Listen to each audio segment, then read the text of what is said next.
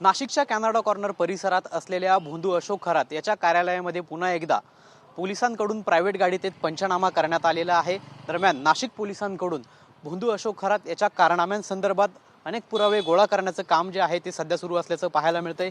काल याच ठिकाणी पोलिसांकडून सील जे आहे ते लावण्यात आलेलं होतं। पुन्हा सकाळी या ठिकाणी येऊन तपासणी जी आहे ती पोलिसांच्या माध्यमातून करण्यात आलेली आहे। पंचनामा गोळा करण्याचं काम जे आहे ते या ठिकाणी करण्यात आलेलं होतं। दरम्यान या ठिकाणी काही प्रायव्हेट गाडीतून आलेल्या पोलीस कर्मचाऱ्यांनी काही पुरावे जे आहेत ते आपल्या ताब्यामध्ये घेतलेले आहेत। माहिती जी आहे ती या ठिकाणावरून मिळवलेली आहे आणि पुन्हा एकदा आपण जर या ठिकाणी बघितलं तर पुन्हा एकदा हे कार्यालय जे आहे ते सील करण्यात आलेलं आहे। या ठिकाणी पुन्हा एकदा पोलिसांकडून कुलूप उघडून या ठिकाणी सील करण्यात आल्याचं आपल्याला पाहायला मिळतंय। दरम्यान अशोक खरात जो आहे तो SITच्या ताब्यामध्ये आहे। SIT कडून त्याची चौकशी सुरू असल्याचं आपल्याला पाहायला मिळतंय। त्यामुळे SIT चौकशीमधून काय काय समोर येतं हे पाहणं तर महत्त्वाचं असणारच आहे। मात्र रोजच या ठिकाणी पोलिसांकडून येऊन आपला जो पंचनामा आहे तो सुरू असल्याचं पाहायला मिळतंय। आज देखील याच ठिकाणी प्रायव्हेट गाडीतून आलेल्या पोलीस कर्मचाऱ्यांनी पंचनामा करत माहिती गोळा जी आहे ती केल्याचं आपल्याला पाहायला मिळालंय। कॅमेरा पर्सन अमित शिंगवणेसह पवन येवले, TV9 मराठी, नाशिक।